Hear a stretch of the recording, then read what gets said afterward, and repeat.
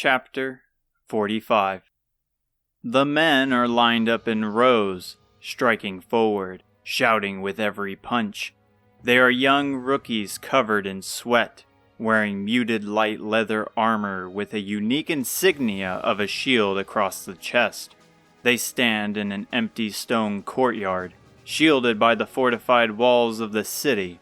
They are not alone, however, as other soldiers equipped in steel, adorning the same insignia on their helmets, are watching from the sidelines, also sapped of their energy. Isamu sweeps his arm across, looking forward at the weakened army standing before him. Your strikes need to be faster. Your opponent, whether man or monster, will see your punches coming. Any advantage you give your enemy is a quick ticket to death. From their tired eyes, his words aren't reaching them. It's hopeless. The men before him are pushed beyond their limits. There's not enough food or time to rest. With monsters looming in the darkness around every corner, such risk cannot be taken. Isamu understands why the strict training sessions must happen, but nothing will be retained without rest. It was one of the first lessons Pimiko taught. An older gentleman in a brown heavy cloak steps over to Isamu from the side. He is scrawny and hollow to the point a strong wind could break him.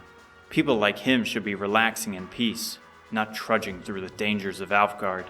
Isamu catches his slow approach, shifting his head towards him.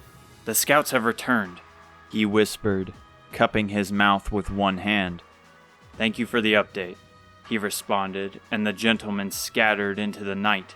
Looks like Aziza is back. Today will be the end of your training, he shouted. Take a good rest, but next time we will focus on sparring against each other. Dismissed. The young martial artists fall to the floor after giving the order. Some are laid out flat like a fresh corpse. He shakes his head slightly, watching as the other soldiers leave the premise as if a show has just ended. Perhaps Grandma saw me in the same way, he pondered, looking down at the exhausted men. He scopes the area. Most of the civilians are gone for the night. All that is left are several guards of high status patrolling the open streets. Next to the courtyard is a large stone-paved street, leading up to the entrance of Cantiln, with the other end being the king's large cabin.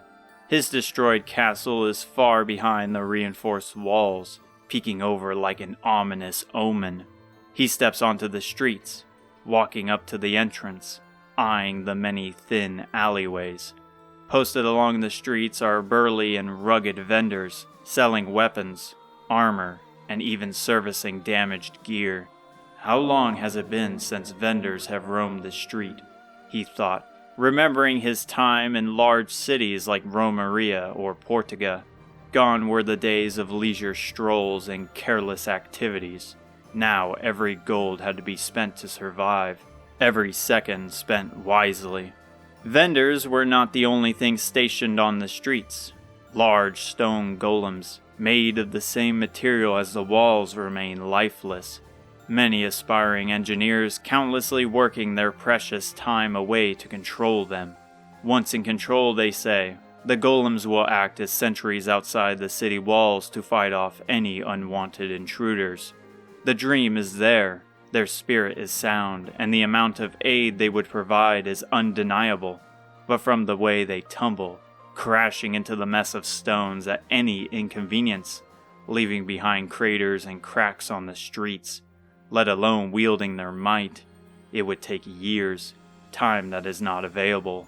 Even if they were successful, the golems at this moment would have to be reconstructed to last a bout against the monsters of Alfgard. And from what Isamu witnessed in the arena pits of Romaria, a puny slime bested the Titan. A lesson he will not soon forget, back when times were simpler and mistakes were minor. That sight is proof enough a golem of stone would be impossible to control and maintain. How did Romaria hide such devastating power under the city? It's possible to believe the Shady King has ways, maybe even ties the dark power, the same as Pimiko. However, the dark power they held is no longer reliable. With the orbs gone, it was hard to stir up the same confidence as before. Baramos was a joke compared to his stories, yet it was what he wanted Isamu to believe. Anger drove his might forward, the orbs fueling the fire, but now he reaps the consequences, wondering every day for the past few weeks where the remainder of his friends are, believing he caused them grief, death. He reaches the entrance soon enough to find 5 scrawny scouts covered in dark clothes and cloaks. Attached to their waist are nearly empty sacks, which were once filled with fading jennies. Fading jennies were thankfully easy to replenish in a week's time. Unfortunately, fading jennies also didn't last long. They grew as fast as they went, but from the smiles on their faces, they must have come across new information in the short time they had. Among them is Aziza, looking up to the buttress, lost in thought. "Looks like you made it back in one piece," he said, walking up to her, grabbing her attention away from the walls. Guessing by their faces they found something worth the trip. Her eyes are cold like the air, and her words are soft like a whisper. "You're right. We couldn't explore the whole area, but it looks to be a checkpoint of sorts to the far north." "Way to go, Aziza. Seems with your help, the map you guys have been scribbling out will be done in no time." He sighs, "Though you shouldn't push yourself. You just got here a few days ago. Rest should be your top priority." "Kinda hypocritical of you to say, don't you think?" she responded by pointing to his left arm in a large stained sling. "Despite a broken arm, you still went out of your way to train a bunch of rookies." He carefully grazes his broken arm. The pain throbs lightly like a heartbeat, though it has grown more annoying than painful. "Why do you think I'm training people in my stead? Even I know that having both arms, no matter your skill, is better than one. Besides, there's work to be done, and lazing around isn't really my style." You took the words right out of my mouth. "But still, your work is harder than mine. I have the fortune of not facing death at every corner. Do you plan on stopping me then?" "In this state, like I can," he answered, pointing to his sling. "However, I do notice your bag is empty compared to the others. You tend to push your luck, scouting on your own. You always have." She turns her face away from his. Her face is full of distraught. His eyebrows drop down, his eyes narrow. His words are serious. "I'm not the only one suffering. You're looking for them, aren't you?" "Yes, I am." She struggled to get those words out. Why has she been so distant? Does she blame me? I can't fault her. I was so willing to push onward. I know if it were me, I could never be stuck with the man who doomed the world and saw my life as a necessary sacrifice. He pushes aside his drowning thoughts, relying on his wit to keep him afloat. "Is that why you have been so distant as of late? Afraid I would stop you from trying? It's as you said. In your state, you can't." She takes a deep breath, looking deep in the cloudy black sky. "No matter where I look or how much I push myself or try the unthinkable, no trace of either of them is in sight. I worry, Isamu. I worry that maybe..." Her words trail off. "You do remember who we are talking about, right? They aren't the type to lay down and die. Hotaru, I know that for sure, and while Fedir may be more insistent to the notion, he still pushes through, denying that fate." He looks to the cold ground, taking a deep breath. "It was him, after all, who pushed himself to save your life. So are you two on bad terms now?" He freezes. How could Fedir leave out such an important part of his awakening? "He didn't tell you?" "I guess it wasn't crucial enough to warrant talking about. He mentioned something of a fight when I asked about you guys, but he went straight back to discussing reaching Baramos. I like to think of it more as a disagreement. A fight is too simple. Do you hate him?" A long, deafening pause shrouds the cold air. He doesn't reply, but his eyes are thoughtless. Yet by the way his mouth quivers, it's like his brain is having a debate against itself. She steps past him, peering straight ahead. "I'm going to the mess hall if you need anything." He sits quietly on his raised cot. The room is small and empty, with only the cot and a small countertop. The room isn't comforting. The walls are like a prison cell, and his belittling thoughts, like the guards, occasionally reminding him of the errors. He peeks over at the golden claw that lays at the center of the surface, staring deeply at the distorted figure of himself. Despite all the pain it has wrought and the blood it has spilled, it remains pure with its golden sheen. Though the claw may have stayed the same throughout the months, he hasn't. He takes the claw and places it over his hand, flicking the fingers.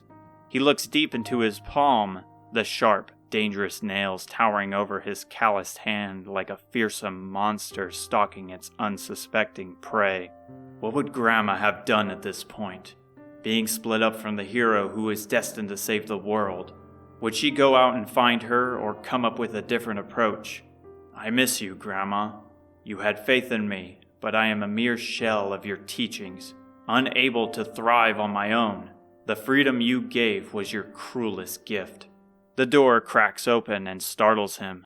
The old scout from before peeks his head in.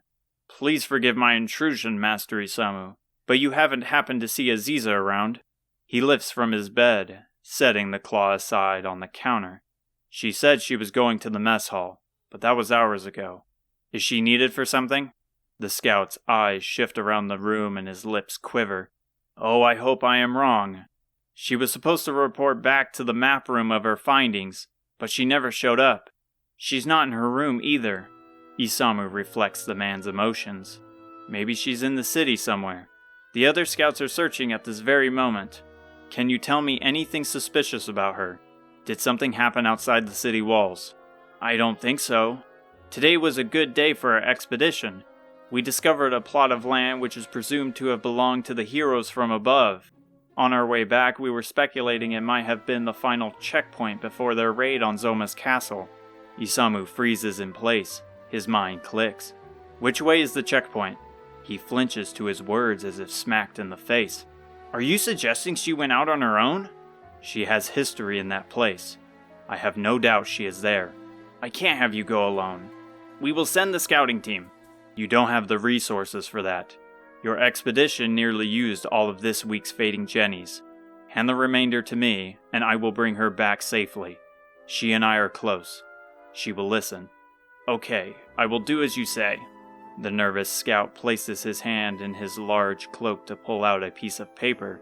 It is rolled up poorly, covered in small rips. He opens it to find a layout drawn. The checkpoint is to the north of here.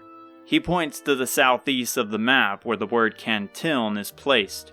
The map has a large landmass in a U shape with different points of interest written on the map. To the northwest, in a large flat plain, is Zoma's Plains. Slightly to the right of that is a lone island labeled Zoma's Castle. Below that, to the southwest, is Damdara Desert, and the northeast is mostly blank, with no words. It isn't much, but it will point you in the right direction. Now let's hurry quickly to the map room to gather some fading jennies, he said, bolting out the door. She was looking for someone. It's not Hotaru or Fedir, he thought. How can I be so stupid?